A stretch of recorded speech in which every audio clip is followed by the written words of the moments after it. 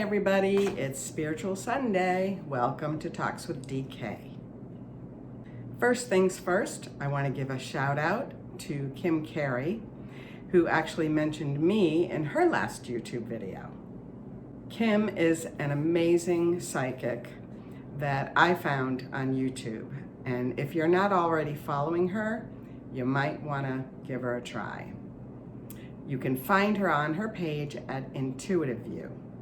And that's spelled a little bit differently than what you would think, so I'm going to put a little visual right after the end of this sentence.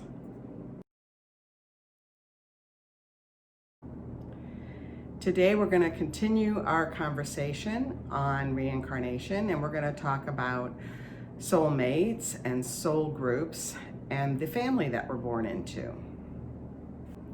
The first thing I need to clarify, which I did not mention in episode 5, is that we do not reincarnate backwards. Do animals reincarnate? Yes, they do. And sometimes they reincarnate with us more than once.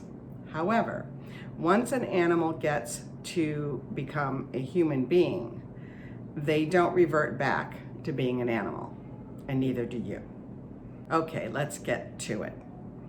Have you ever met someone and felt like you've known them forever? That's probably because you've met them before in a different life. Have you ever met someone that you really didn't like and you didn't really know, but there was just something about them that disturbed you? That's because they're probably from a previous life as well. It could also be that you're just very intuitive and you're picking up negative energy that you're not comfortable with. And we're going to talk a little bit more about energy exchange in a future video. So let's start with the very popular term, soulmates. Everybody's looking for one, right? The only problem is what we're really looking for is a soul twin. Let me explain. A soulmate is somebody that we reincarnate with so that we can learn and grow in that lifetime. We are attracted to them immediately, and many times we engage in an intimate relationship with them. But this relationship doesn't have to be a romantic relationship. It can also be a friendship as well. Because our feelings are so strong for them, we feel like they are our soulmate, our perfect match, and many of us go on to marry them. Yet, we're very disappointed when that relationship or marriage doesn't work out. How can that be if they're our soulmate? Because the engagement of the relationship and the termination of the relationship is something that we need to experience to learn something, and we probably agreed to it.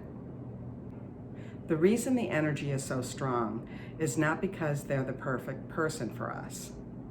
It's so that we don't ignore them and move on to someone else and end up not learning and growing the way we had intended to. That's the positive spin on this, and it's something that can help you if things don't work out the way you expect them to. I myself have been divorced twice, so I know it's not easy. It can be painful, debilitating, and very disheartening. But I have had 3 long-term relationships in my life, and each and every one has taught me something very significant. My first marriage lasted 10 years. My second marriage, 9 years.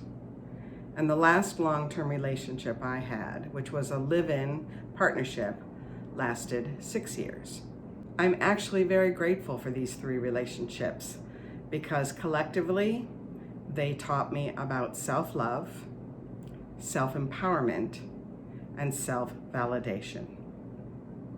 So a little shout out to Bobby, Rob, and Carlos. So how do you know if somebody is a soulmate and not your perfect match? Dharma would always reiterate to his students that soulmates can make you very, very happy, but they also can make you very, very sad.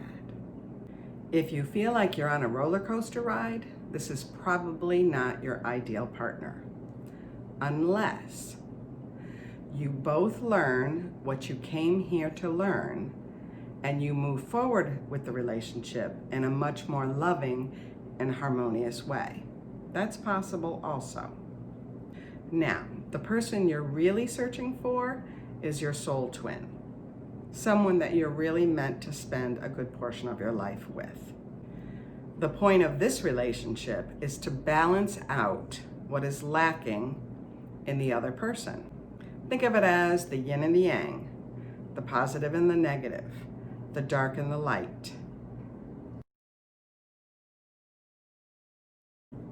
Now, when I speak of what is lacking, I don't mean that in personal attributes, although it does correlate to what I really mean, which is your energy or your vibrational level.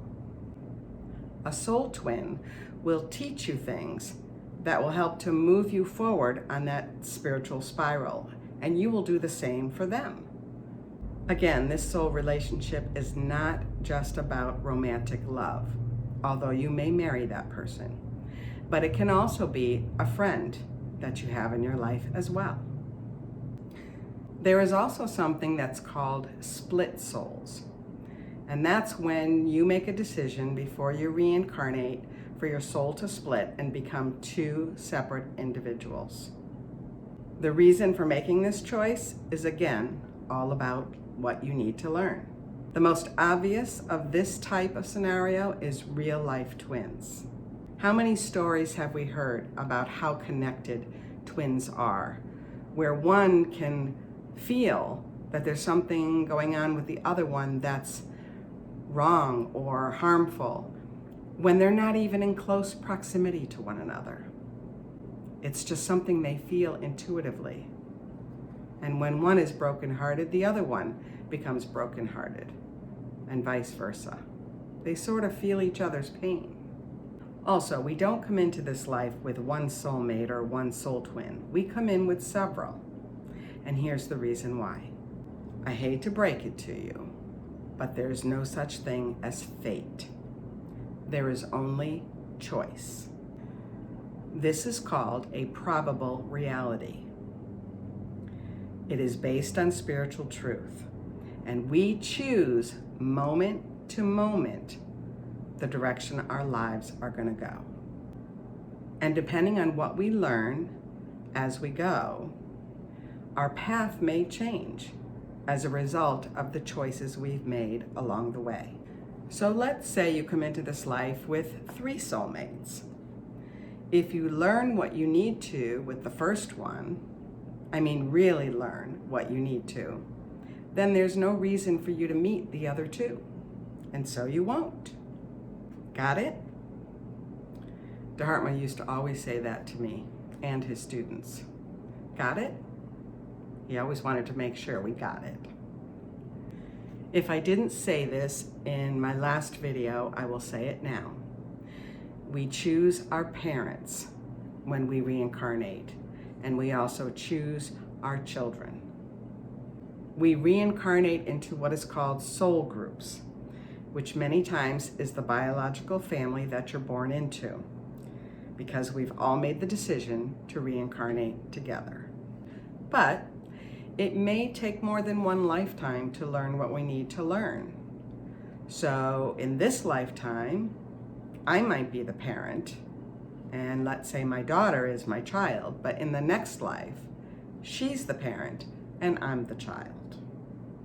Can you see how that would contribute to both of you climbing up the spiritual spiral? If you've experienced a negative parent or a challenging child, you may be saying, oh hell no, there's no way I chose that person to be my parent or my child. But you did. Now, there is another reason why we might reincarnate together, and that is to burn off some karma that we've earned. Sometimes we are here, or situations occur that allow us the ability to reap what we sow. Good karma as well as bad karma. Now, there is one more relationship I want to talk about, but it's a really sensitive one because it involves children, and more specifically, babies. Many people are strongly against abortion because they view it as killing a baby.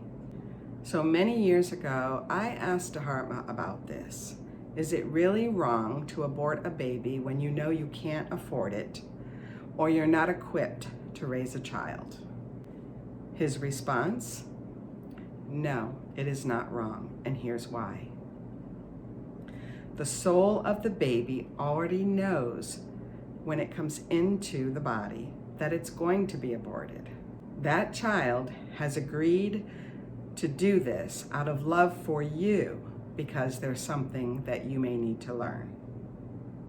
The same is true for children who are diagnosed with terminating illnesses.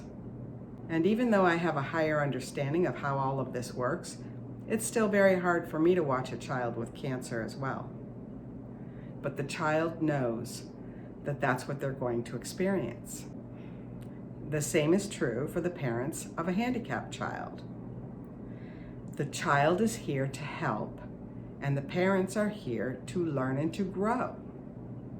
When these souls leave those bodies, they leave the pain and all of the other things behind. They're happy little souls again. But out of love for you, they suffered while they were here. Think about that and their capacity to love. That is a very evolved soul. So here we are, caught up in the spiritual cycle. That is the reason that I personally have worked very hard since 1987 to learn and to grow and to evolve. Why work so hard? Well, one, because it keeps me sane, and two, I don't know about you, but I don't want to come back here and experience this nonsense again. Onward and upward. Next week's topic will be psychics and mediums. So until then, be safe and be blessed. Namaste.